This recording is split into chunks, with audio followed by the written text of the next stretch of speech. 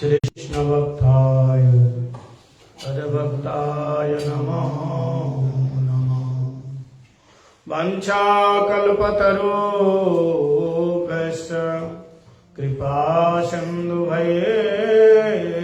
च पतितानां पावनेभ्यो वैष्णवेभ्यो नमो नमः। अजानुलम्बितभुजो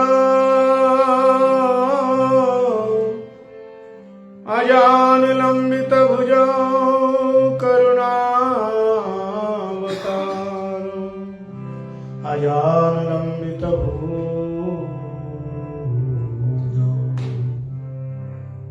ध्येयं सदा परिभवग्नमभीष्टदम् तीर्थास्पदशिवविरिञ्चिनो तं शरणं धीतार्त्यप्रणतपालभवादिपोतं वन्दे महापुरुषते चरणारविन्दम्।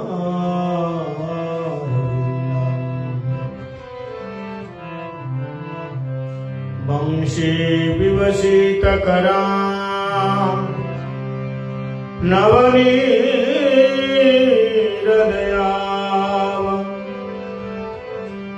पीताम्बरधरबिम्बफलयदृष्टा पूर्णेन्दुसुन्दरमुखा दरवेन्द्रनेत्रा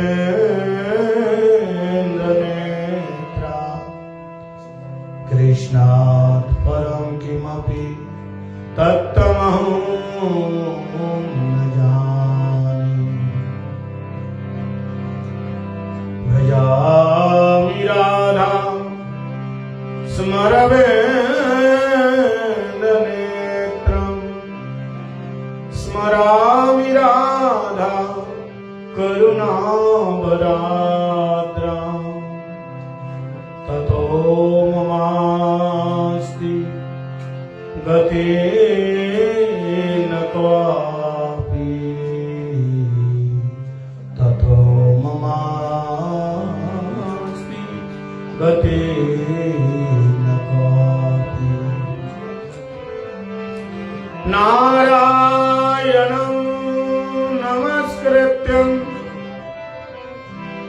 नरं चैव नरोत्तमं देवीं सरस्वतीं व्यासं ततो जयमुदीरये।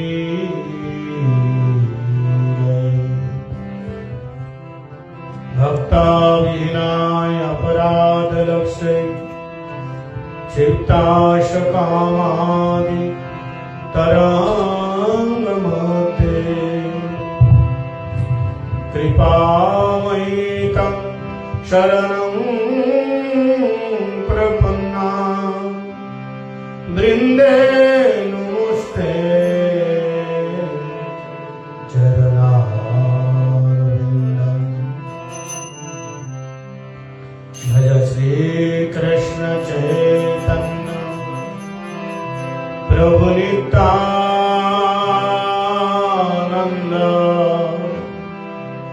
श्री अद्वैत गदाधर शिवासादि गौरभक्तवृन्द। हरे कृष्ण कृष्ण कृष्ण हरे हरे हरे राम राम राम हरे हरे। बोलो सच्चिदानंद गौरी की, श्री वृंदावन धाम की, श्री राधा रमन लाल की जय। जय श्री गुरु महाराज की जय। श्री प्रभुपाद की जय। श्यावर रामचंद्र भगवान की जय। श्री राधा रानी की जय। जय जय श्री राम।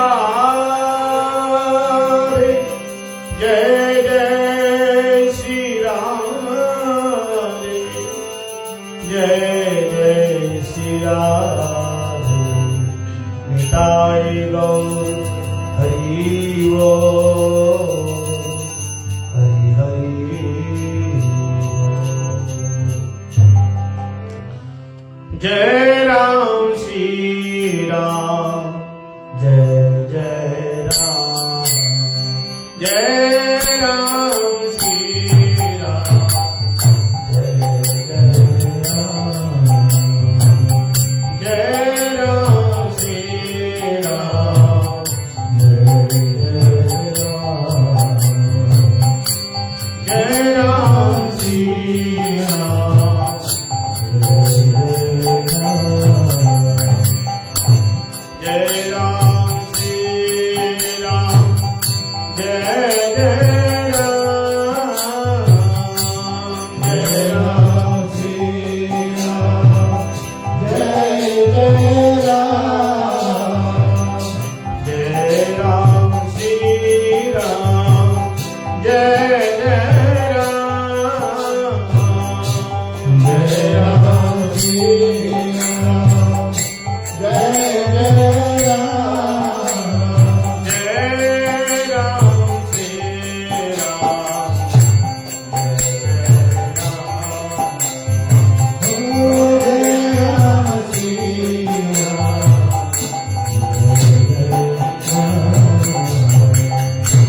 रघुपति राघव सीताराम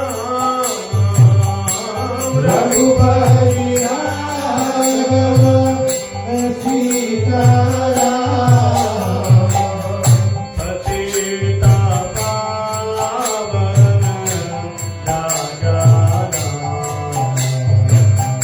पतिता पावन राजा राम जय राम श्री राम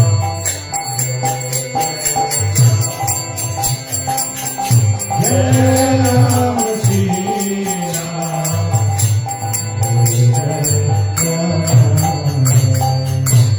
दशरथ दुलारे राजा राम दशरथ दुलारे राजा राम दशरथ दुलारे राजा राम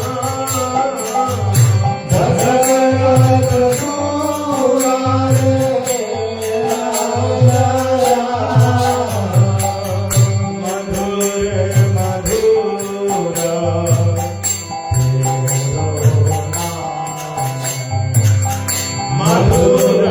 मधुर मधुर जय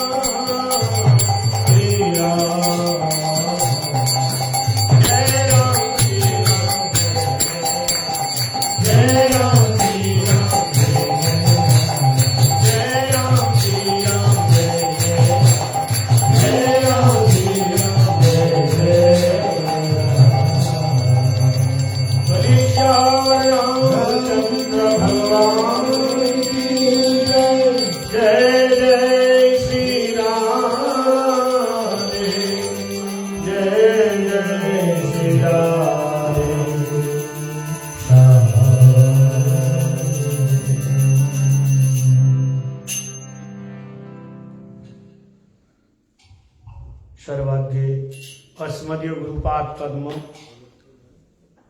नेत्रला प्रश्न विष्णुपाद अष्टोत्तर शतश्री श्री श्रीमद् भक्ति वेदांत शिला बामन गोसाई महाराज जी के श्री चरण सरोज में अनंत अनंत कोटि साष्टांग दंडवत प्रणाम निवेदन करता हूँ। तत्पश्चात शिक्षा गुरुपाद पद्म नित्यला पृष्ठ विष्णुपाद अष्टोत्तर शतश्री श्री श्रीमद् भक्ति वेदांत शिल नारायण गोस्वामी महाराज जी के श्री चरण सरोज में अनंत अनंत कोटि साष्टांग दंडवत प्रणाम निवेदन करता हूँ एवं नित्यला पृष्ठ विष्णुपाद अष्टोत्तर शतश्री श्री श्रीमद् भक्ति वेदांत शिल स्वामी महाराज जी के श्री चरण कमल में अनंत अनंत कोटि साष्टांग दंडवत प्रणाम निवेदन करता हूँ।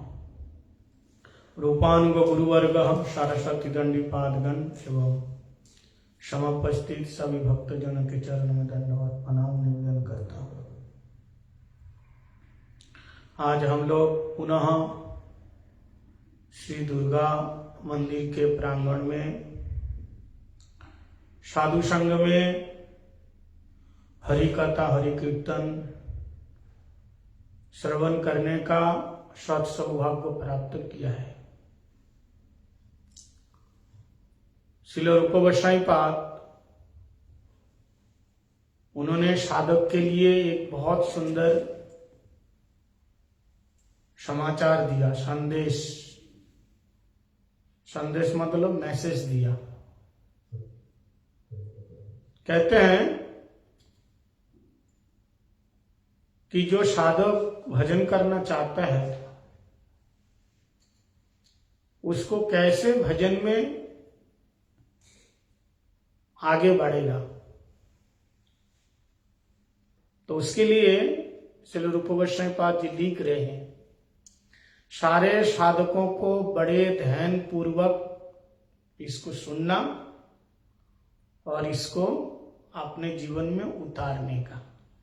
श्रील प्रभुपाद जी कहते हैं, भक्ति सिद्धांत सरस्वती गोस्वामी ठाकुर प्रभुपाद कहते हैं कि हमारे गुरुवर्गों ने जो आदेश निर्देश उपदेश दिया उसको अगर कोई जीवन में फॉलो नहीं किया तो भजन में आगे अग्रसर नहीं हो पाएगा, बढ़ नहीं पाएगा, जा नहीं पाएगा, वहीं रुक जाएगा। तो उन्होंने एक बात कही साधक के लिए, सारे साधकों के मैसेज दिया, तुम भजन करना चाहते हो, इसका मूल उद्देश्य भगवान से मिलना चाहते हो, तो तुमको क्या करना है, कैसे साधन करना है। अभी हम लोग भजन नहीं कर पा रहे, अभी क्या हो रहा है, साधन भी नहीं हो पा रहे। साधन की सबसे पहली सीढ़ी है श्रद्धा। पहली सीढ़ी क्या है, श्रद्धा। अश्रद्धा का मतलब सुदृढ़ विश्वास। किसी के प्रति श्रद्धा कब होती है, जब उसके प्रति गाढ़ विश्वास हो जाता है, नहीं ये बंदा ठीक है। जब तुमको कान को बंद करके आंख को मीच करके किसी के बात पर चलोगे तो समझो उसके प्रति तुम्हारा गाढ़ विश्वास हो गया, और विश्वास जैसा हो गया उसके प्रति तुम्हारी श्रद्धा होगी। समझ में आया। तो श्रद्धा शब्द कहे सुदृढ़ विश्वास। श्रद्धा किसको बोलते हैं, सुदृढ़ विश्वास। गुरुदेव ने कह दिया कि तुम इस कुएं में कूद जाओ तो जाने का, दोबारा नहीं पूछने का गुरुजी ऐसा क्यों बोला। जो वाल्मीकि रामायण लिखा, किसने लिखा? रामायण, वाल्मीकि रामायण किसने लिखा? रामायण जो राम का हम सुन रहे हैं, हाँ, तो मैं वाल्मीकि तो बोल ही दिया पहले से। प्रश्न के अंदर आंसर है। वाल्मीकि रामायण वाल्मीकि जी ने लिखा, लेकिन उनकी पूर्व इतिहास, उनका बैकग्राउंड देखो। पिछले जन्म में कौन था वो? एक डाकू था। क्या था? डाकू था। नाम था रत्नाकर डाकू। ये इतना मारता था, इतना काटता था लोगों को, ये भगवान का नाम नहीं ले पाता था। नारद जी ने कहा केवल राम राम राम उच्चारण करो। ये राम नहीं बोल पाए, इतना बड़ा पापी था। आगे एक बात बताओ, भगवान का नाम किसके मुंह से उच्चारण नहीं होता है? दो व्यक्ति के मुंह से। जो जीते जी पापी होगा वो नाम नहीं लेगा, और जो मरने के बाद भूत बन जाएगा वो भी नहीं लेगा। भूत पिचाच निकट ना आवे, और जब महावीर का नाम सुनावे। तो कथा कीर्तन प्रवचन में कौन नहीं आते? भूत प्रेत पिचाच। समझ में आ रहा है? आप कहोगे महाराज कैसे ये कैसे बात कर रहे हो? बोले हम थोड़ी बता रहे, हनुमान चालीसा पढ़े लो। तो भगवान की कथा में भूत नहीं आता, प्रेत नहीं आता, पिचाच नहीं आता। भूत पिचाच से नहीं आएगा। एक तो ये हो गया। और दूसरा, नाम वो नहीं ले सकता जिसके अंदर पाप हो। राम भी बोल भी नहीं पाएगा।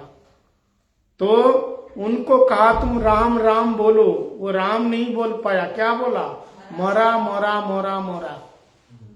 तो उल्टा नाम जपत जग जाना, और वाल्मीकि भाइयों ब्रह्म समाना। वो मोरा मोरा, आप 10 बार मोरा करो, वो राम बन जाएगा। बोलो मोरा मोरा मोरा मोरा राम राम हो जाएगा। तो मोरा मोरा करते करते राम हो गया। अब गुरु जी ने कहा तू मोरा मोरा कर रहा है ना, तो मोरा मोरा ही कर। राम तो बोल नहीं पा रहे, इतना बड़ा पापी था। जब मोमबत्ती पिघलता है तब रोशनी देता है।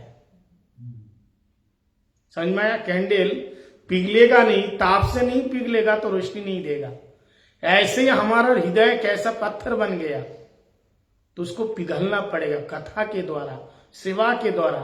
तब जाकर के हमारा पाप दूर होगा, तो हमारे जीवन में भक्ति की रोशनी आएगी। रोशनी का मतलब प्रकाश। और जब प्रकाश आएगा तब क्या होगा?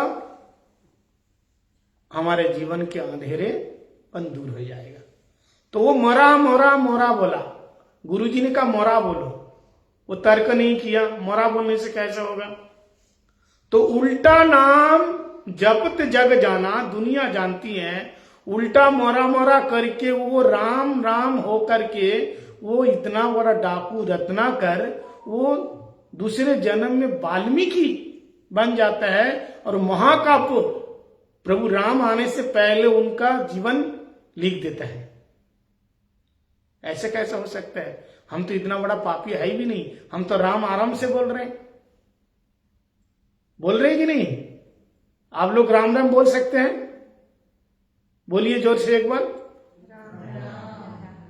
हाँ, तो सभी बोल पा रहे हैं। इसका मतलब उससे हम बड़ा पापी नहीं है, हम बोल पा रहे हैं। फिर भी हमारा उद्धार क्यों नहीं हो रहा है? वो राम राम बोल नहीं पाता था, वो वाल्मीकि बन गया, और हम राम राम बोल पाता, हम कहीं के नहीं रह गया। इसका मूल कारण गुरुदेव बोलते थे राम कथा में कि गुरु वाक्येषु सुविश्वास। मैंने अभी विश्वास बताया ना, गुरु वाक्येषु विश्वास। गुरुदेव ने कहा तू मोरा मोरा बोल, तो उसका दृढ़ गुरु के प्रति श्रद्धा भाव, मेरे गुरु जी ने देव ने कहा तो मुझे इसके द्वारा ही उद्धार होगा।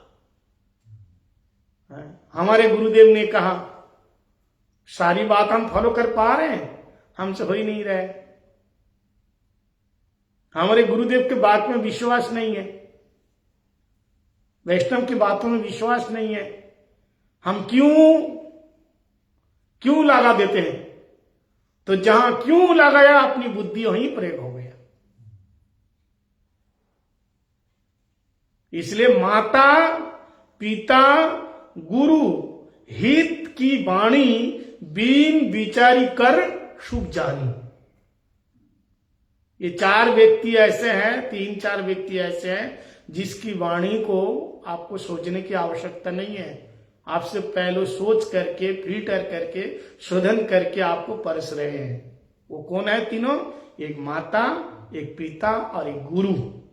माता पिता गुरु हित की वाणी, ये हित की बात कहेंगे। कोई माता पिता अपने बच्चों को अहित की बात कहेगा? कभी नहीं कहेगा।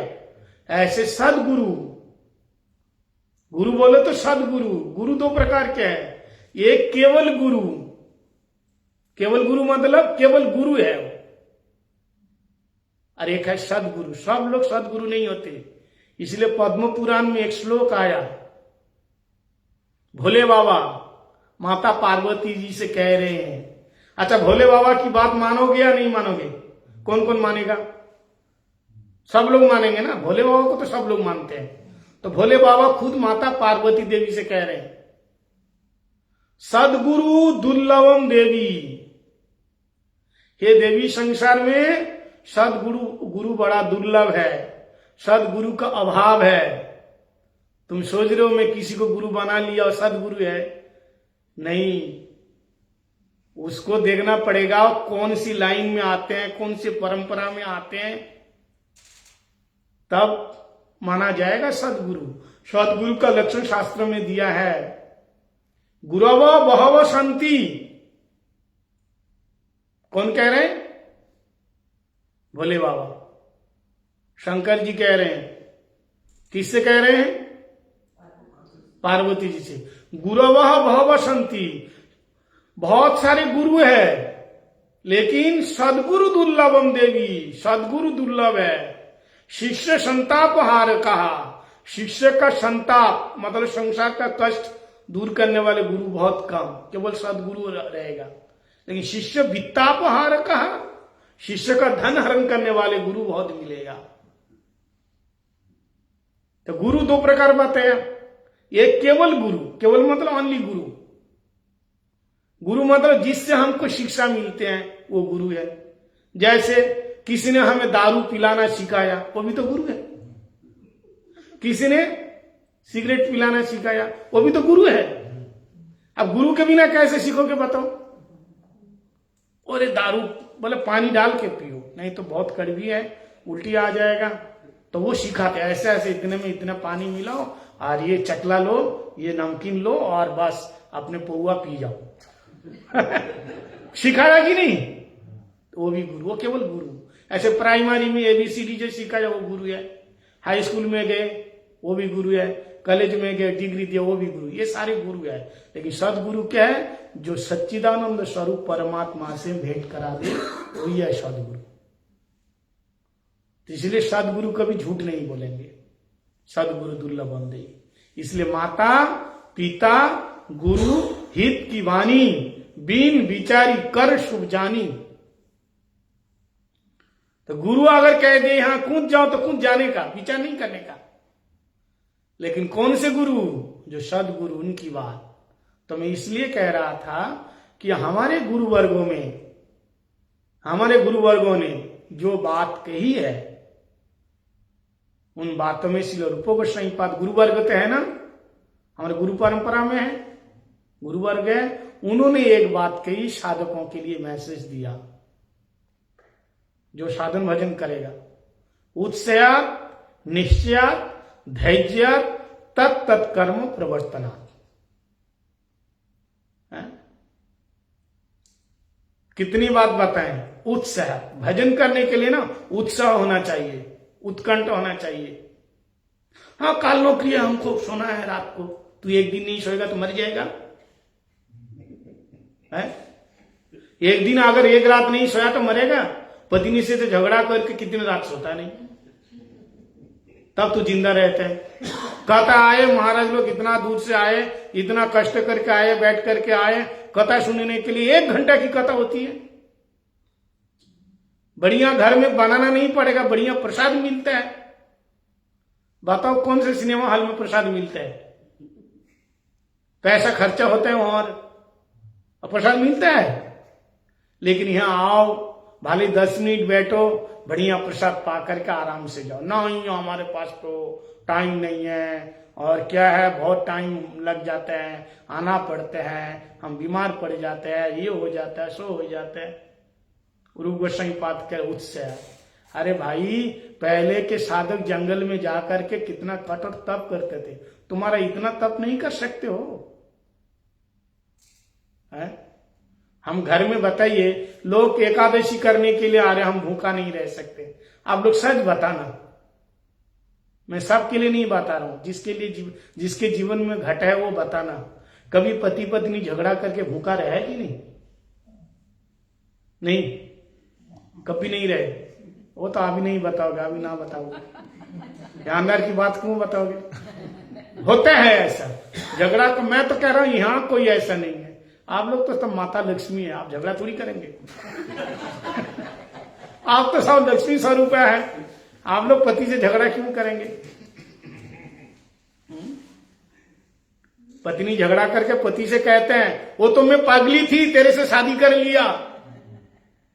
अरे कब बता रहे? 10 साल होने के बाद, 10 साल बीतने के बाद कह रहे, वो तो मैं पागली थी कि तेरे जैसे मर्द से मैं शादी कर लिया। तो पति क्या कहते हैं? हे भगवान, तो मेरे भी हिम्मत देखो, तेरे जैसे पागल के साथ मैं इतना दिन जी रहा हूं, गुजार दिया इतना दिन। तो लड़ाई झगड़ा में भूखा रहोगे, बेटा बीमार पड़ जाएगा, रात जागोगे, काम छोड़ोगे, ऑफिस छोड़ोगे। लेकिन साधन भजन करने के लिए सारा काम होने के बाद जब कोई काम नहीं है, तब मंदिर की याद आ गई। ऐसा ही तो करते हैं। पहले संसार का एंजॉय करो, बुढ़ापे में किसी काम का नहीं है। एक बात ध्यान देना, ये आप लोगों की बात में नहीं कह रहा हूं, बार बार बता रहा हूं। हॉलैंड वाले की बात नहीं कह रहा हूं, मैं लंदन वाले की बात कर रहा हूं। तुम्हारी बात तो इंडिया में जाके कहूंगा।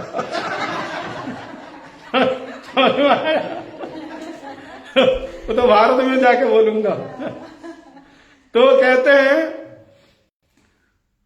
तो क्या बोल रहा था मैं? हैं? यहाँ के बाद लंदन में गए। नहीं, इससे पहले क्या बोल रहा था?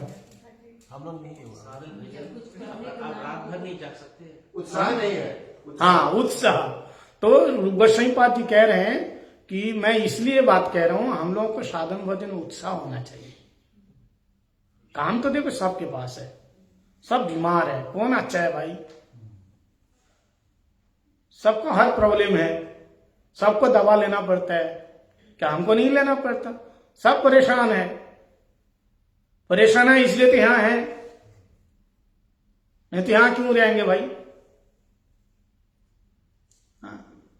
इसलिए दुखी हो तो कोई बात नहीं है, दुख चलेगा, लेकिन इस दुख से उबारने के लिए भजन करना, इसलिए उत्साह। कष्ट होने दो, शरीर को तापाना। तापाना मतलब उसको कष्ट देने का नाम है तप। तप क्यों बोलते हैं? शरीर को तापाने का नाम तप बोलते हैं, शरीर को तापाना। हम तो ऐसे भूखा रह के तपा नहीं सकते, जंगल में जाके तपा नहीं सकते। कम से कम 2-1 घंटे बैठ करके कथा सुनो, हरिनाम करो, रोज 16 माला जाप करो रोज। चाहे ऑफिस से कितना लेट आओ, कैसे भी करो, 16 माला करना है। और जिसके घर में कोई काम नहीं है उसको तो 64 माला करना ही है। तो साधन भजन में उत्साह, उत्साह का मतलब उत्कंठा, उत्कंठा होना चाहिए, उत्साह, तब होगा साधन भजन। नहीं तो बस हो रहा है तो हो रहा है, चल रहा है तो चल ही रहा है, ऐसा नहीं। करंट होना चाहिए भजन में। करंट जानते हैं? जैसे करंट में हाथ लगाओ तो पता चलता है कि नहीं? करंट शॉर्ट लगता है जब, तो ऐसे ही साधन भजन करने में ऐसे करंट की तरह ऐसे ही करना है। उत्साह, उत्कंठा। और निश्चयात मतलब निश्चित रूप से भगवान मिलेंगे। ऐसा नहीं है कि अरे भगवान है या कि नहीं है, मिलेगा या नहीं मिलेगा, ऐसा नहीं। भगवान है और वो मिलेंगे, हमें ही मिलेंगे। कौन से जन्म में? इसी जन्म में मिलना है। जैसे किसी के पास नौकरी नहीं होती है तो कितना ढूंढते हैं वो बेचारा, क्योंकि उसके बिना उसका गुजारा कैसे चलेगा भाई? चलेगा?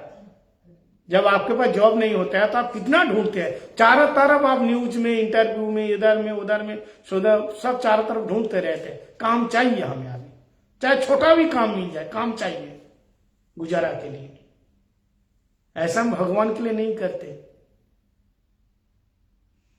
और दृढ़ विश्वास, और उसका विश्वास है काम तो मिलेगा, आज नहीं है तो बाद में मिलेगा, मिलेगा। तो भगवान आज नहीं मिला तो बाद में मिलेगा। तो कहने का ये मतलब है कि भगवान का भजन उत्साह के साथ, निश्चय के साथ, धैर्य, धैर्य का मतलब धीरज धरना, सब्र करना। सबरी माता, उनके गुरुजी ने जब 9 साल की थी तब गुरुजी ने बताया मातंग ऋषि कि बेटी तुम्हारी भक्ति से मैं बहुत खुश हूं, तो मैं वचन देता हूं प्रभु राम एक दिन तुम्हारे घर को आएंगे, कुटिया में आएंगे। तब प्रभु राम केवल छोटे, वही राम बड़ा हुआ, ब्याह हो गया, वनवास हुआ और वन में ढूंढते हुए। सुमंत्र जी ने बताया जंगल में रहना बड़ा जरूरी है क्या? आपके पिताजी ने तो बताया कि लौटा के लाना। माता सुमित्रा से बहुत प्रेम था राम जी का। सुमित्रा देवी ने कहा जंगल में जाना बहुत जरूरी है क्या? बोले हाँ मैया, तू मेरी माँ है, ऐसे ही मेरी माँ प्रतीक्षा कर रहे हैं। और आज से नहीं, 9 साल से प्रतीक्षा करते करते 90 साल के हो गए। कितना साल के? 90 साल के हो गए। उनके काले बाल सफेद हो गए। इतना सुंदर शरीर में झुर्रियां पड़ गई, आंखों की रोशनी चली गई, चल नहीं पाती हैं, डंडा टेक करके चलती हैं। फिर भी आज भी वो धीरज है कि मेरे गुरुदेव ने कहा, गुरु वाक्य से विश्वास, गुरुदेव ने कहा कि प्रभु राम आएंगे तो जरूर आएंगे। मुझे विश्वास है, भरोसा है, आज नहीं तो काल ही आएंगे। और आप लोग जानते हैं रोज झाड़ू लगाती थी, रोज फूल से रास्ता को बिछा करके भगवान को स्वागत करती थी। आ जाएगा, आ जाएगा, आज। ये नहीं सोचा कि कब आएंगे बाद में, रोज आज ही आएंगे, ऐसे ही प्रतीक्षा किया। इसलिए उनका नाम सबरी, सब्र करते हैं। सब्र मतलब प्रतीक्षा, इंतजार किया, इसलिए नाम सबरी पड़ गया। उसका नाम सबरी नहीं है, उसका असली नाम क्या है? जिसका सबरी बोलते हैं ना, सब्र किया है राम को पाने के लिए। धैर्य का मतलब सबरी। गुरुदेव ने कहा भगवान मिलेंगे। ये गुरुदेव जब हमें माला दिया, हरिनाम माला दिया, तो माला क्या है? साक्षात राधा कृष्ण है ना? जय नाम से ही कृष्ण भजन निष्ठा करी, नाम नामीन अभिन्नत्वात्, नाम और नामी में कोई अंतर नहीं है। ऐसे गुरुदेव भगवान को दिया, लेकिन उसको सिद्ध करना है नाम जाप के द्वारा।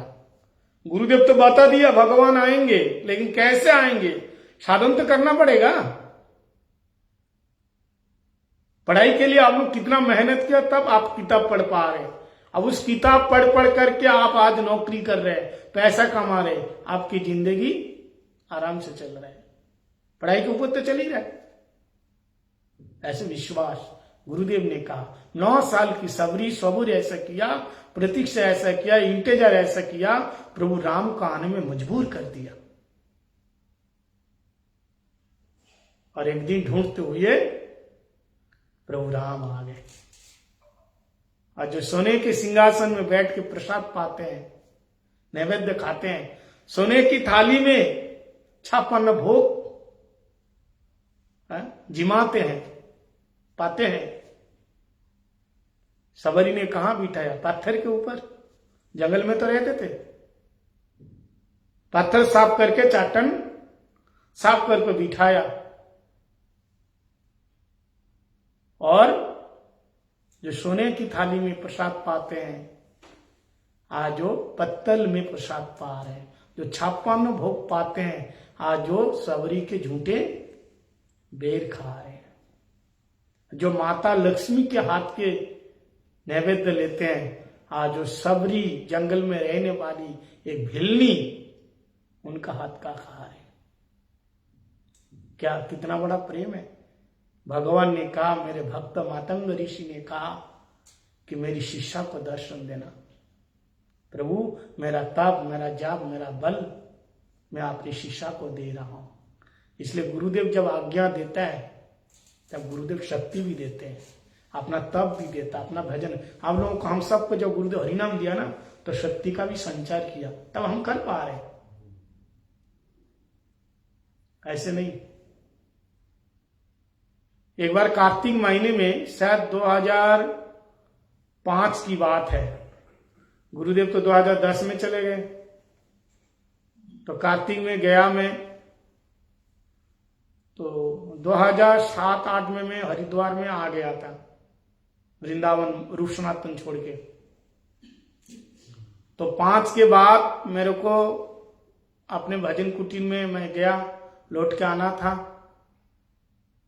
कार्तिक के बाद प्रणाम करने के लिए गया, दंडवत किया, तो मेरे को पास में बुलाया और सब हालचाल पूछा, कैसे भागवत कथा कर रहे हो, क्योंकि मैं तो 98 से श्रीमद् भागवत कथा का प्रवचन देता हूं, दे रहा हूं। तो मेरे को बुलाए और बोले, सब प्रोग्राम ठीक चल ही रहे, प्रचार ठीक ठाक चल रहे हैं। तब उसी समय केवल भारत में ही प्रचार करता था।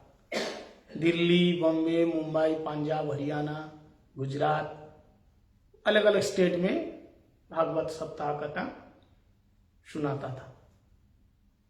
तो बोले, कथा बता ठीक चल रही है? मैंने कहा। तो उन्होंने हमसे कहा कि मेरी इच्छा है कि तुम सन्यास ले लो। तब मेरी उम्र ज्यादा नहीं, 30-32 साल की। अभी मैं 48 का हूं, 7 से 8 में आऊंगा। मेरा जन्म हुआ 1979 में। तो मैं देखा सन्यास तो बहुत ऊंचा पद है, ऊंचा स्थान है, सर्वोपरि। सन्यास आश्रम के बाद कोई आश्रम नहीं है। तो मैं हाथ जोड़ करके कहा कि क्या मैं सन्यासी बन सकता हूं? मेरे अंदर काम है, क्रोध है, लोभ है, मद है, मात्सर्य है, अहंकार है, सब कुछ है, और आप मुझे सन्यासी बनाना चाहते हैं? मेरे अंदर शक्ति कहां है? तब गुरुजी ने एक बात कही। बोले, देखो, ठीक इसी बात को मैं अपने गुरुजी को कहा था। जब हमारे गुरुजी यानी भक्ति प्रज्ञान किशोर गोस्वामी महाराज जी जब मेरे से सन्यास लेने के लिए कहा, तब ठीक इसी बात को मैंने अपने गुरुजी से कहा, और अपने गुरुजी क्या बोला मेरे को, वो मैं आज तुम्हें बोलूंगा। ये गोवर्धन की बात है, उनके भजन कुटीर में, उनके भजन कुटीर की बात है। बोले, तब मेरे गुरुजी ने क्या बोला, उसी बात को मैं तुझे बताऊंगा। तो मैंने जब अपने गुरुजी से कहा, गुरुजी आप मुझे सन्यास देना चाहते हैं, क्या मैं योग्य हूं? तो मेरे गुरुदेव ने कहा, यानी भक्ति प्रज्ञान केशव गोस्वामी महाराज जी ने कहा, बोले, देख, जब गुरुदेव कोई कुछ चीज देता है तो उसका योग्यता बनाकर, उसका अधिकार देकर, शक्ति का संचार करके तब देता है। बोले, जैसे छोटा सा बालक, आप बालक का शरीर देख करके, बालक की उम्र देख करके चीज देंगे हाथ में। एक 5-10 साल का बालक, तो उसको उठाने के लिए कितना किलो सामान देंगे आप? 2 किलो, 1 किलो, 3 किलो। अब 10 साल का बालक, उसको तो 30 किलो वजन तो नहीं दे सकते ना। तो देने वाले का तो ज्ञान है कि ये कितना ढो सकता है, उसकी शक्ति देखेगा। ऐसे ही गुरुदेव कहते हैं, मैं जब किसी को कुछ देता हूं तो उसके अंदर शक्ति का संचार करता हूं, और ग्रहण वही कर पाता है जो मेरा एकनिष्ठ सेवक होता है। आप कहीं से बीज खरीदो, किसी फसल की बीज खरीदो तो वो बता देते हैं उसके साथ साथ कैसा बोना है। किसी फूल का सीड्स ले लो, किसी फल का ले लो, तो बता देते हैं कौन से सीजन में कहां कैसे, सारे किसानों बता देते हैं। आप खरीद के लाइए, बता देगा वो, क्योंकि हमें तो पता नहीं है। ऐसे ही गुरुदेव जब हमारे को मंत्र देते हैं तो वो सब कुछ शास्त्र में बता दिया और वो अपनी शक्ति का संचार देते हैं। लेकिन ग्रहण करने वाले कौन है? जो उनके शिष्य होगा। सही में शिष्य जो होगा, जो शिष्य का मतलब जो गुरु जी के चरण में आपने शीश झुका के रखा, वो शिष्य है। तो मातंग ऋषि ने कहा कि एक दिन ना एक दिन तुम्हारे द्वार पे कौन आएगा? प्रभु राम आएंगे। आज उस संत की वाणी को सच करने के लिए परमात्मा को आना पड़ा कहां? उस सबरी के, उस भिल्ली के कुटिया पे। इसमें दो कारण बताया। एक तो संतों की वाणी की रक्षा करने के लिए भगवान इतना अंदर प्रेम है, और दूसरी बात क्या है कि मेरे लिए जो इंतजार करता है, सब्र करता है, उसके पास मैं जरूर जाऊंगा। आप लोग बड़े ध्यान से सुनना, और एक बात ध्यान रखना, संसार के लिए कितने भी किसी के लिए इंतजार करो, वो आ भी सकता है, नहीं भी आ सकता है, लेकिन परमात्मा के लिए, भगवान के लिए, ठाकुर जी के लिए आप इंतजार करोगे तो आप नेत्र बंद करके रहिए, एक न एक दिन आपके दरवाजे पे वो खटखटाएगा। इसलिए कहते हैं जिसके द्वार के अंदर, यानी घर में जिसके द्वार के अंदर भगवान का नाम लेता है कोई, उनकी प्रतीक्षा करते हैं, यानी जिनके घर में, जिसके द्वार के अंदर भगवान की प्रतीक्षा होती है, एक दिन द्वारका नाथ उसके द्वार में आकर के खटखटाता है कि मैं आ गया हूं। विदुरानी के घर में नहीं आए, लेकिन प्रतीक्षा करो। कैसे? उत्कंठा के साथ, उत्सया निश्चय धैर्य तत्त कर्म प्रवर्तना। इसलिए भगवान आपके भोग में नहीं, आपके भाव में बैठे हैं। आपके वैभव में नहीं, आपके भाव में बैठे हैं। भाव होना चाहिए। भगवान कहां बैठे हैं? आपके लोग सोचता है कि बढ़िया कीर्तन करेंगे तो भगवान मिल जाएगा। नहीं, भगवान आपके कंठ में नहीं है, कंठ सुन के नहीं, भगवान आपको उत्कंठा देख के आएगा। भगवान राग से नहीं, अनुराग से मिलेगा। भगवान प्रभाव से नहीं मिलेगा, आपका स्वभाव से मिलेगा। भगवान आपके चित्र में नहीं बैठेगा, आपके चरित्र में बैठेगा। चित्त तो सबके पास है, लेकिन चरित्र नहीं है। भगवान कहां बैठते हैं? चरित्र में बैठते हैं। भगवान स्वभाव में बैठते हैं। भगवान उत्कंठा में बैठते हैं। हमारा प्रभाव तो बहुत है, लेकिन स्वभाव ठीक नहीं है।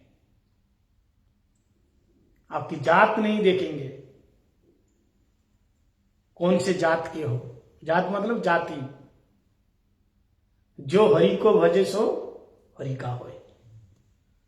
जात पात काल देखो, जात पात लेकर के इतनी लड़ाई झगड़ा मारपीट हो रही है, विशेष करके भारत में, जात पात लेकर के। भगवान का भजन भजन कुछ नहीं, ये नहीं जानते। देखो वर्ण व्यवस्था है, भगवान ने किया है। चातुर्वर्णा में शिष्टम गुणकर विभागसम। तो जन्मना जायते शूद्र, जन्म से शूद्र है।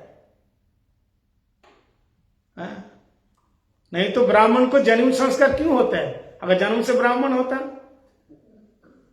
अब देखो जो मुसलमान लोग हैं, जानते हो मुसलमान का क्या नियम? उसका अलग से मुसलमान बनाना पड़ता, उसको मुसलमान ही कहते हैं। पैदा होते तो हिंदू,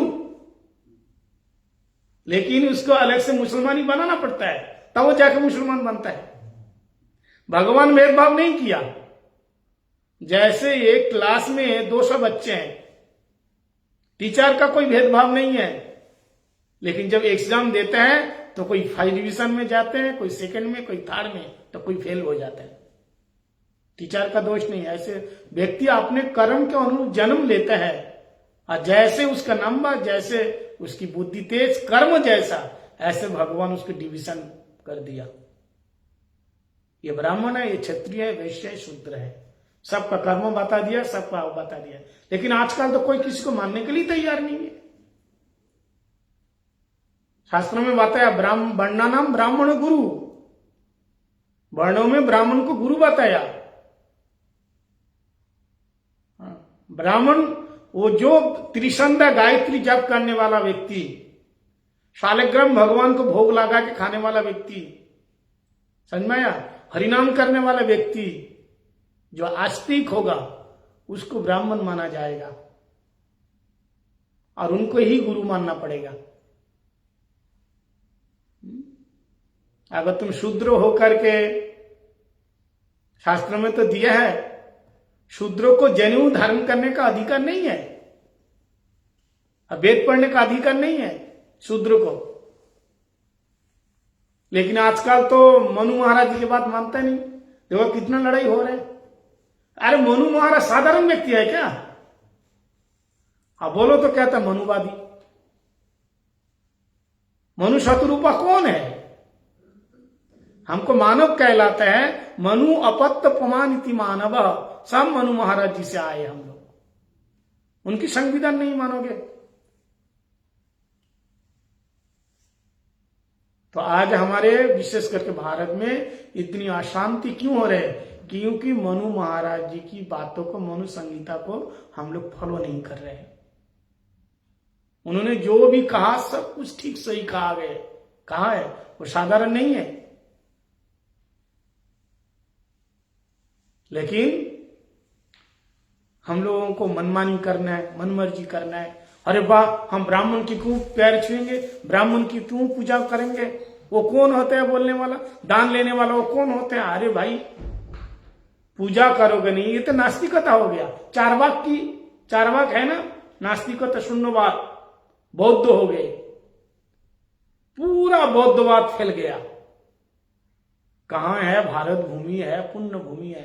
भारत में जन्म लेने के लिए बड़े बड़े देवता लोग तरसते हैं।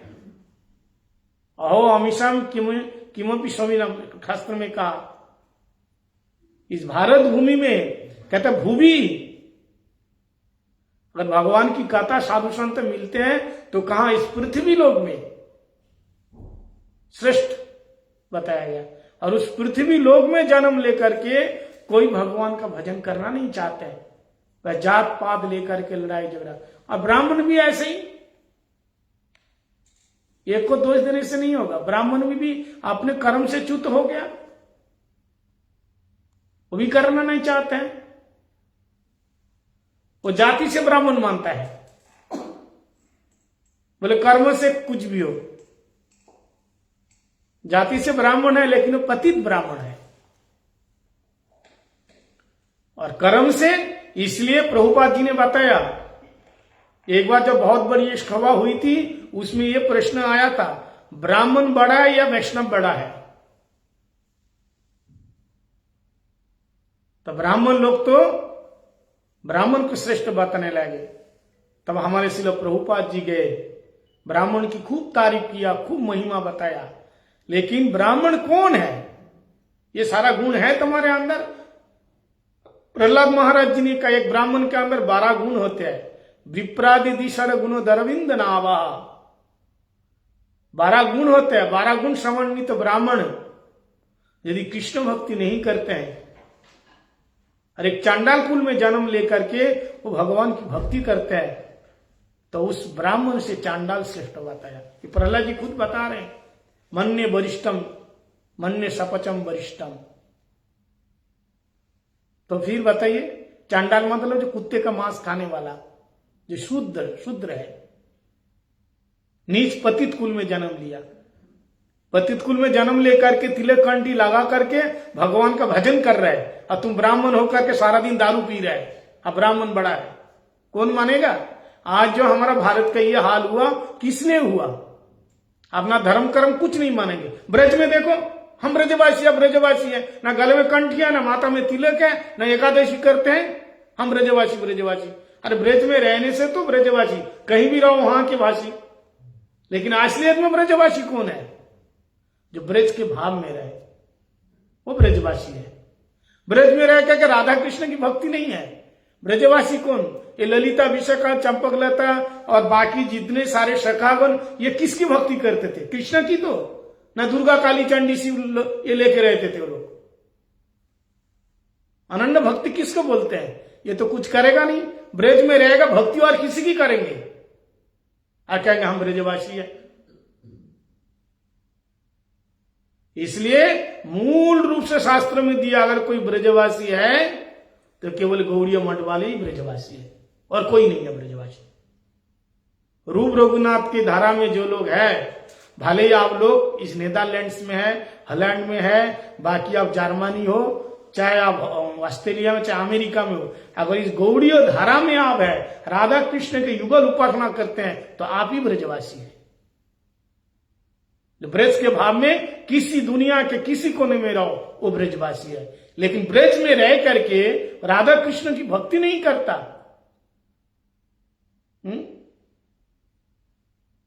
वो मछली खाता है, अंडा खाता है, मीट खाता है, दारू पीता है, सिगरेट पीता है, देवा देवी में रुचि है। राधा कृष्ण कौन है? क्या बोलते मालूम है? हम तो खुद तो राधा, खुद कृष्ण है। हाँ बताओ, वो राधा कृष्ण है कहते हैं वो लोग। ये हमारा जो लाला है ना, हाँ, दिमाग गर्म हो जाएगा। हमारे घर में घर तो लाला राधा कृष्ण है, ऐसा ये हाल है। इसलिए गौड़ीय मठ की धारा में, परंपरा में जो नहीं आए, जो ब्रज भाग, निभृति निकुंज की बात, बड़ी बड़ी बात कहते हैं वहां के बड़े बड़े ब्रज में रहने वाले, लेकिन पूजा किसकी करते हैं? अच्छा, निभृति निकुंज में राम सीता रहते हैं न लक्ष्मी नारायण रहते हैं? बताइए, या राधा कृष्ण रहते हैं? कौन रहते हैं? निभृति निकुंज जानते हैं? शिवा कुंज के अंदर जो राधा रानी के चरण दबा रहे हैं, वहां राम सीता है या लक्ष्मी नारायण है? कौन है? राधा कृष्ण है। लेकिन तू तो रामानुज है, तुम तो रामानुज है, राम जी की या लक्ष्मी नारायण के भक्त हैं। अरे लक्ष्मी जी को निवृत्ति निकुंज में प्रवेश नहीं मिला, रास में नहीं मिला, तुम तो क्या करोगे? बताइए। लक्ष्मी जी स्वयं आए थे, अगर आपको रास में प्रवेश होना है तो गोपी भाव लेना ही पड़ेगा। कश्रानुदेव विद्मय तवांगी रेणु पश्चाधिकार जद्वांचया श्री चरत्तप ललना विहाय कामान चिरधृत भृतान। लक्ष्मी स्वयं रास में प्रवेश होना चाहती थी, आप सब लोग जानते हैं। वैकुंठ में आई लक्ष्मी, वैकुंठ से प्रभु ने कहा रास में तब प्रवेश होगा जब गोपी भाव लोगे, गोप घर में जन्म लोगे। अभिमानम परित्यज्यम प्राकृति बपु आदिशु श्री कृष्ण कृपया ब्रजे वशाम्य हम। राधा रानी अनुचरी भूत्वा पारकीय रस सदा राधा कृष्ण विलासेषु परिचर्या कराम्याम। आपका जब साधन पूरा होगा, भजन में प्रवेश करोगे, आपका ये शरीर छूट जाएगा, और जिस ब्रह्मांड में राधा कृष्ण की लीला हो रही है, उस ब्रह्मांड में किसी गोप के घर में आपका जन्म होगा। आप गोपी बनना चाहते हो तो जन्म होगा, तुम्हारा विवाह किसी गोप के साथ होगा, और परकीय भाव से उपपति के रूप से कृष्ण के साथ छुप छुप करके प्रेम करोगे। गोपियों ने तो ऐसा ही किया।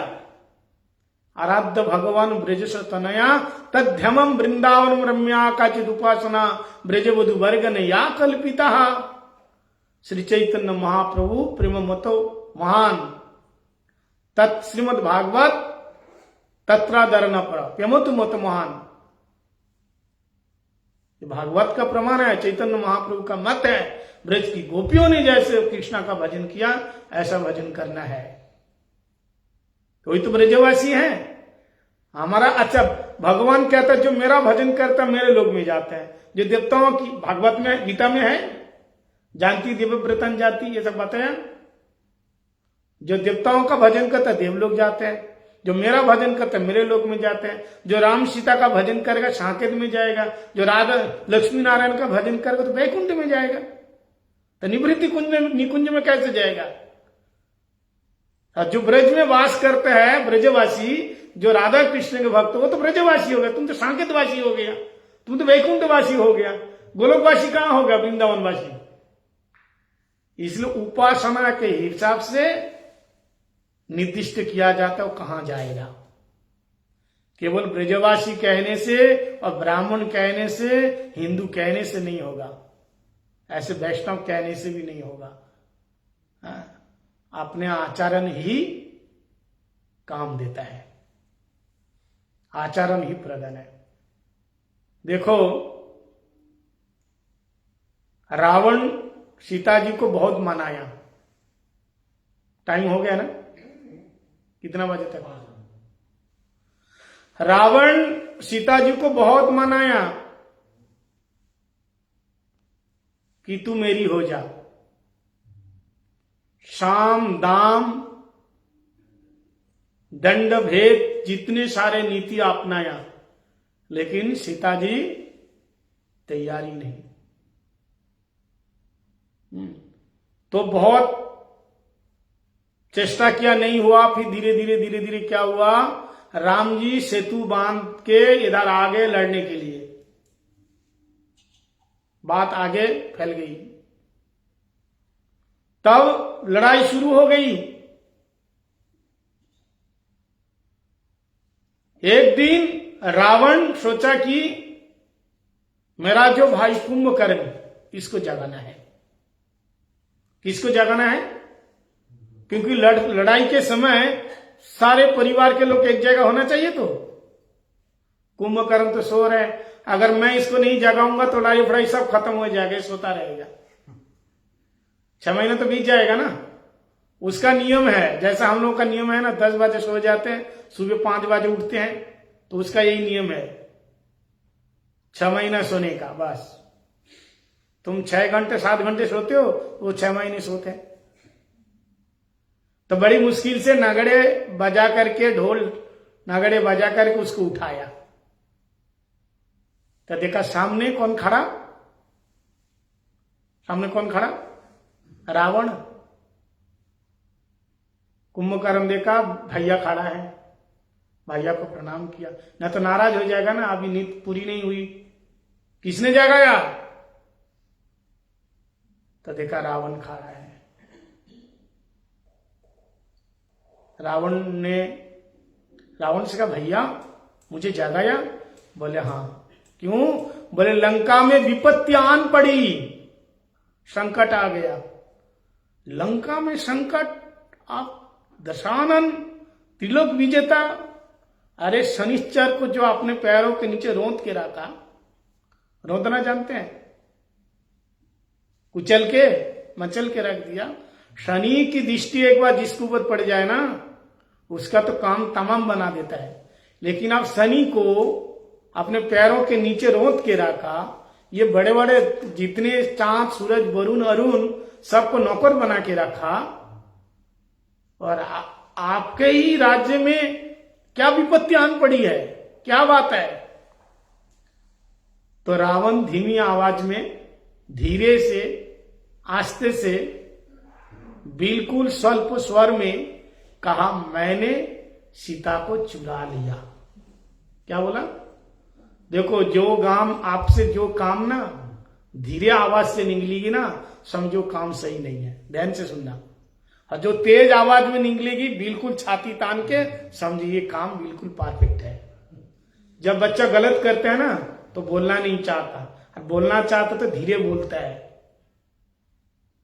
देख लेना, हर किसी से ऐसा ही होता है। तो धीरे से कहा, मैंने सीता को उठाया, सीता को उठाई मैंने। तो ये बात सुन करके कुंभकर्ण ने तुरंत कह दिया, भैया ये तो गलत किया। ये दूसरी नारी को उठाना ये न्याय नहीं है। रावण ने कहा, तुमसे न्याय नहीं मांग रहा हूं, तुम्हारा प्रवचन सुनने के लिए नहीं आया, तुमको लड़ना है, तैयार हो जाओ। लेकिन कुंभकर्ण ने कहा, एक बात बताइए, आप सीता को कब कैसे उठाया? राम जी कहां थे? बोले राम जी भी थे वहां, तो फिर कैसे उठाए? तो बताया, मैं साधु का वेश बना करके उठाया, क्योंकि साधु को हर कोई मानता है ना। ये साधु का वेश ऐसा है, ये हर कोई इसका आगे झुक जाता है। लेकिन कुछ ऐसे कालनेमी और रावण होते हैं कि साधु के आड़ में वो अपना गलत काम करके बैठता है। मैंने साधु का वेश बना करके सीता जी को चुराया, वहां से उठा के लेके आया। तो अब बात ध्यान से सुनना। जब ये बात कहा कि साधु वेश धारण करके सीता जी को उठा लिया, तब कुंभकर्ण ने कहा, भैया जब अब साधु के वेश में सीता जी को चुरा लिया, ठीक है। बोले हाँ, सीता जी आ गई तुम्हारे साथ? बोले आ गई। बोले ऐसे ही अब साधु का वेश बना करके सीता जी को ब्याह कर लो। ये साधु का नहीं, राम का रूप धारण करके। आप तो बहे रुपया है, आप तो कोई भी रूप धारण कर सकते हैं। जैसे साधु का वेश धारण करके सीता जी को उठा लिया, वो आ गई, ऐसे राम जी का रूप बना लो आप, उनके पति का रूप। ऐसे राम का रूप बना करके आप सीता जी को पालो। आप तो कुछ भी मान सकते, आप तो माया भी है। ये बात किसने कहा? कुंभकर्ण ने कहा। जब साधु का वेश बना करके सीता जी को चुरा के लाए, अब सीता जी नहीं मान रहे तुम्हारे को होने के लिए, अब तुम राम का रूप धारण करके सीता जी को माना लो, वो तो राम की तो है। तो रावण ने कहा, कुंभकर्ण मैंने ये भी करके देखा, मैं रावण से राम भी बन गया था। बोले फिर क्या? जैसे मैं रावण से राम बन करके राम बना और सीता जी के पास जब गया, तो राम दाराम नाभि पश्यति, जब मैं रावण से राम बना तो मेरी दृष्टि में हर नारी मां नजर आई। तब ऐसे लगने लगा सीता भी मेरी मां है, इसको कैसे उठाऊं। यानी राम की दृष्टि ऐसा पवित्र है, वो किसी नारी को, सीता को छोड़ करके किसी नारी को अपनी पत्नी के भाव से नहीं देखा, सबको केवल मां की दृष्टि से देखा। परे दारेशु मातृबल। तो मैं ये कह रहा था कि चरित्रवान, आचरणवान, आदर्शवान हम सबको होना है। मानने के लिए हर कोई तैयार है, क्यों नहीं तैयार है? आपके चरण में पूरी दुनिया झुक जाएगी। मैंने कल बताया था ना, राम राज्य क्यों मांगते हैं? क्योंकि राम आदर्शवान पुरुष है, राम मर्यादा पुरुषोत्तम है। राम कभी भी, आप पूरे रामायण पढ़ लीजिए, राम जी कभी अपने बड़ों के आगे ऐसे खिलखिला करके नहीं हंसे। इतने नम्रता, इतनी भद्रता, इतनी शालीनता, इतनी दयनीयता उनके अंदर। कभी अपने बड़ों के सामने हास परिहास, तू तड़क का बात कभी नहीं किया। मर्यादा पुरुषोत्तम राम जी कभी भी, देखो माता कैकेयी ने उनको वनवास दिया, सब लोग जानते हैं, लेकिन राम जी ने कहा नहीं, माता ने नहीं किया ये काम। तो पिता का दोष है? बोले पिता का भी दोष नहीं है। पिता ने वरदान मांगा, पिता का दोष है? बोले नहीं, पिताजी तो वनवास दिया ही नहीं। पहले माता मंथरा का दोष है, उसने बुद्धि फेर दिया किसको, कैकेयी को। बोले नहीं मंथरा का भी दोष नहीं है। तब फिर कैकेयी ने मांग लिए वरदान, बोले नहीं उनका भी दोष नहीं है। बोले फिर किसका, बोले मंथरा की बुद्धि खराब किसने किया, माता सरस्वती ने, शारदा ने। तो सरस्वती का दोष है, बोले उनका भी दोष नहीं है। अब शारदा मतलब सरस्वती, सरस्वती को बुद्धि किसने दिया, भगवान श्री राम ने दिया। अब वनवास किसका हुआ, राम जी का हुआ। इसलिए को काउ को सुख दुख करी नहीं दाता, निज कृत कर्म फल सऊ भ्राता। हम लोग एक दूसरे को जो दोष देते हैं ना, तुम्हारे कारण मेरे को ऐसा ही हो गया। ज्यादातर घर में दोष किसको देते हैं, किसको, घरवाली को नहीं देते हैं, तेरे कारण ऐसा हो गया। क्योंकि बच्चों के आगे तो कुछ बोल नहीं पाएगा, बोल पाएगा। लेकिन एक बात ध्यान देना, अगर सचमुच धर्म पत्नी है वही तुम्हारे आखिरी श्वास तक वही रहेगी। इस दुनिया में दो नारी ऐसे हैं हमारे जीवन में जो हमेशा हमें साथ देती है। एक है अपनी मां जननी और दूसरी अपनी धर्म पत्नी। इसको धर्म पत्नी कहा गया। इसलिए हर पत्नियों को यह बात याद रखना चाहिए, किसी के साथ धर्म भाई नहीं बताया। अगर धर्म का भाई बोलेगा तो दूसरा आदमी होगा भाई बनाए, तब धर्म भाई बोलेगा ना। अपने सगे भाई को धर्म भाई बोलेगा, बोलो जोर से हाँ या ना, नहीं।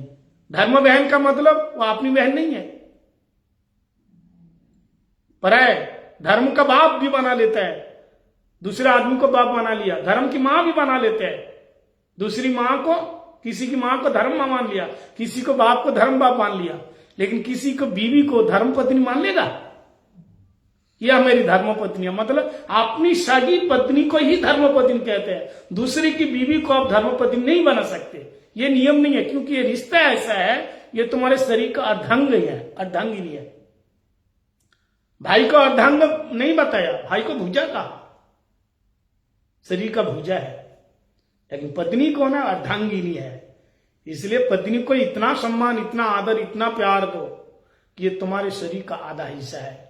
अब पत्नियों को, माताओं को ये सोचना चाहिए कि जो मेरे शरीर का आधा भाग मान लिया तो उसके साथ मैं कैसे छल छातुरी कर सकता हूं, उसके साथ कभी धोखा नहीं कर सकता। क्योंकि हम लोग साधु संग करते नहीं, सत्संग नहीं करते, इसलिए हमारे जीवन में ऐसा ही हो रहा है। दोष सबके अंदर होता है, लेकिन एक दूसरे को दोष ना देख करके अच्छा ही देखो, तब क्या होगा, तब हमारी दो पहिए, गाड़ी के दो पहिए होते हैं ना, या चार होते हैं, सारे बराबर होते हैं। एक बड़ी एक छोटी होने से क्या होगा, गिर जाएगा। इसलिए तुम संसार के दो पहिए हो, पति पत्नी, दोनों लेवल ठीक होना चाहिए, तब आगे चलेगा। इसलिए दूसरों की बात सुनने का है, क्या करने का, सुनने का, ना काटने का। अगर वो बोल रही है तो तुम सुन लो, या वो बोल रहा है तुम भी सुन लो। सुनना है, केवल सुनना नहीं, करना भी है ना। भाइयों का एक दोष है, और एक कान से सुन के दूसरे कान से निकाल देते। पुरुष का है ना, मार्केटिंग लेके आओ, ये लेके आओ, वो लेके आओ। कुछ कुछ लोग क्या करते हैं, एक कान से सुन के दूसरे कान से क्या करते हैं, निकाल देते हैं। लेकिन माताएं बहुत अच्छी हैं, वो दोनों कान से सुनती हैं और मुंह से निकाल देती हैं। दोनों कान से सुन लेती है, लेकिन निकालती कहां। लेकिन आप लोगों के बारे में नहीं कह रहा हूं, बार बार बता रहा हूं, आप सोच रहे हैं। लेकिन लोग बोलते हैं महाराज आप नारियों के बारे में इतना बोलते हैं, इसलिए मेरे को बार बार बोलना पड़ता है, आप लोगों के बारे में नहीं। तो सीता जी ऐसे चरित्रवान राम को मिला, इसलिए राम जी का चरित्र ऐसा पवित्र चरित्र है। राम का रूप बनाते ही हर नारी मां नजर आती है। तो हमारा चरित्र ऐसे होए, इसलिए हम ब्राह्मण होए चाहे कोई भी होए, पहले हर जाति का एक धर्म होता है, शास्त्र में दिया है, लोग मानने के लिए तैयार ही नहीं है। बोल वृंदावन बिहारी लाल की, सियावर रामचंद्र भगवान की जय, सचिनंदन गौरहरि की जय, श्री राधा रानी की, सियावर रामचंद्र भगवान की जय। तो राम कथा हम लोगों ने ये 2 दिन जावत श्रवण किया और फिर काल शाम को अशोक के घर में कथा है, कीर्तन है, हरिनाम संकीर्तन है। तो लोग मेरे को बोलते हैं महाराज आप ये घर गृहस्थी की बात करते हैं, क्योंकि देखो हम लोग आते हैं तो घर गृहस्थी भक्तों के साथ ही रहते हैं, लोग सेवा करते हैं। अब देखो जहां एक कुत्ता को रोटी दोगे तो वो पूरा आपके घर की रक्षा करते हैं। हमारे भारत में सारा दिन पूरी रात पहरा देता नहीं। तो आप लोगों के कारण हमारा मंदिर भी चलता है, हम लोगों के क्या होता है भक्तों का भगवान जब भी देने वाला है, लेकिन आप लोगों के माध्यम से देता है। और हम लोगों का क्या देना है, आप लोगों को क्या दे सकते हैं? हमारे पास नौकरी नहीं है, कुछ नहीं है, क्या इतना दे सकते हैं? हमारा जो तप बल है, आशीर्वाद, गुरु जी यही तो देते हैं, आध्यात्मिक ज्ञान देता है। ये संतों का क्या होते हैं, उनका घर का जो कोना टूट गया है उसको मेरामत करना है। पति पत्नी में आपस में नहीं बन रहे हैं, ऐसा कुछ मैसेज तो दोनों आपस में मिले। बेटा बाप की बात नहीं मान रहा है, घर में अशांति है, उसको वो ठीक करे। संतों का यही काम होता है, ना तो केवल कथा सुना के गए और उसके पालने में कुछ ना पड़ा और अपने जीवन में शांति नहीं है ना। तो पुरुष भी अपनी स्त्री की बात को समझे और स्त्रियां भी अपने आदमी की बात, पति की बात, एक दूसरे को सुनना पड़ेगा। केवल स्त्री सुनेंगे पति ना सुने और केवल पति सुनेंगे नहीं होगा। लेकिन ज्यादातर लोग सुनाते हैं कि पुरुष लोग बेचारे होते हैं, बेचारे समझते हैं? ज्यादातर लोग कहते हैं पत्नियां पुरुषों को कोसते हैं। कोसना जानते हैं क्या? टाइट कोसते हैं, कोसना जानते हैं मतलब गाली देते हैं, बकते हैं, बुद्धिहीन बोलते हैं। तो इसलिए हम स्त्रियों से बोलते हैं, माताओं से बोलते हैं, अगर वो बुद्धिहीन नहीं होता, अब लोग कहते हैं बुद्धि नहीं है, निकम्मा है, किसी काम का नहीं है, कोसते हैं, ऐसे कोसते नहीं। इसलिए माताओं से मैं बोलता हूं, अगर वो बुद्धिहीन नहीं होता, पुरुष अगर बुद्धिहीन नहीं होता, अगर नहीं होता मतलब बुद्धिहीन है, तभी तो उसने शादी किया। नहीं तो शादी क्यों करते बताइए? बुद्धिहीन तभी तो शादी किया है। देखो भाई लोग, आप लोग ध्यान देना, सरकार और पति, सरकार जो सरकार है ना, सरकार और पत्नी दोनों एक जैसी होती है। क्या है? सरकार हम अपनी मर्जी से चुनते हैं, अब पत्नी भी अपनी मर्जी से चुनते हैं। चुनते कि नहीं? चुनना जानते हैं, चूज करते हैं। सरकार अपनी मर्जी से अपना वोट डाल के चूज करते हैं और पत्नी भी अपनी मर्जी से चूज करते हैं। लेकिन दोनों सरकार और पत्नी दोनों एक जैसी होते। बोलो कैसे? बोले सरकार एक बार सत्ता में आने के बाद तो किसी की नहीं सुनती है। अब पत्नी एक बार घर में आने के बाद वो भी किसी की नहीं सुनती है। अब तुम कहते हो हाँ सरकार तो तुम 5 साल के बाद उसको हटा सकते हो, लेकिन पूरी जिंदगी भर पत्नी को भी हटा नहीं सकता। वो तुम्हारे पालने में पड़ गए, विशेष करके जो भारतीय होते हैं ना, उसके साथ ही रह गए। यहां तो अलग बात है, बोले 7 जन्म तक तुम्हारे साथ रहेंगे, लेकिन निभाओगे कैसे?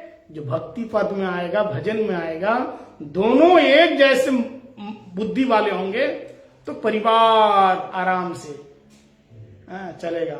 सीता जी का कोई दोष नहीं, कोई रोग नहीं, कोई संकट नहीं, कोई विपत्ति नहीं। राम जी ने कहा वन में चले जाओ, चले गए।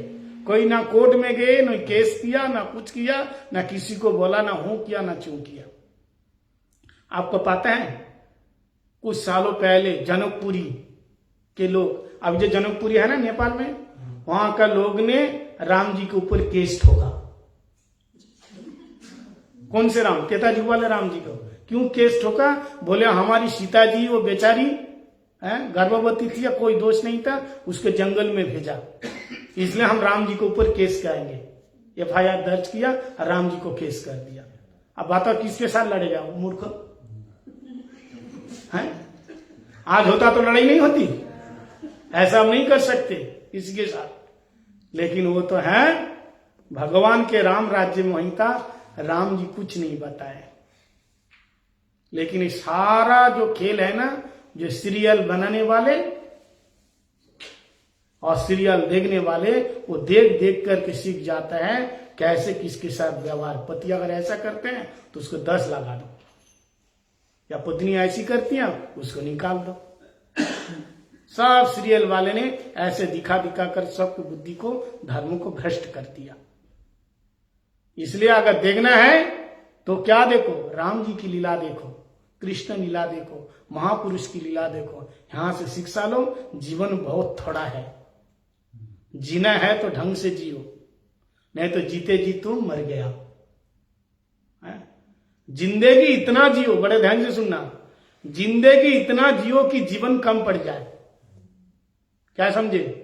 जिंदगी इतना जियो कि जीवन कम पड़ जाए। अरे छोटी सी जीवन है, और जीवन में इतना हंसो कि रोना मुश्किल हो जाए, इतना हंसो, इतना मुस्कुराओ कि रोना मुश्किल हो जाए। हमारी तो आदत है हर वक्त अच्छा हो बुरा हो फिर भी हाँ हम बहुत दुखी है, आदत पड़ गई ना। हम मुस्कुराना जानते ही नहीं, मुस्कुराना नहीं भूल गए, बस केवल सेल्फी लेते समय और फोटो खींचते समय प्लीज स्माइल, बस फोटो में एकदम बिल्कुल ताजा एकदम मुस्कुराते हुए। देखना किसी का फोटो देखा रोता हुआ देखा? रोता हुआ आदमी भी जब फोटो खींचेगा ना तो तुरंत स्माइल करेगा नहीं? इसलिए कैमरा वाला भी बोलते हैं थोड़ा स्माइल कीजिए। झगड़ा करके आए, फोटो खींच रहे हैं, अब गुस्से में है, अब कहां से स्माइल करेगा भाई? तो जैसे इंसान तस्वीर में दिखता है ना, अगर असलियत में दिखने लग जाए, तस्वीर में हर किसी को बढ़िया लगता है, अगर असलियत में अच्छा लगने लग जाए तो फिर तुम्हारे जीवन की बात तो और कुछ है। अपने घर के दीवारों में पूरे परिवार, वो 4 बेटे, वो 4 बहुएं, 4 पोते, 4 पोती, 4 मामा, चारों तरफ दीवार के तस्वीर में, और रहते कौन? अकेले पड़े रहते नहीं, पानी पूछने वाले नहीं है। केवल तस्वीर में सब अच्छा लगता है, लेकिन असली जिंदगी में जीरो होता है। अगर जीना चाहते हैं तो भक्ति के साथ जियो, और भगवान जरूर एक दिन तुम्हारे पास आएंगे। बोले श्यावर रामचंद्र भगवान की जय। जय राम श्री राम, जय जय राम, जय राम बोला, जय राम श्री राम, जय जय राम, जय राम श्री राम, जय जय राम, जय राम श्री राम, जय जय राम, जय राम श्री राम, जय जय राम।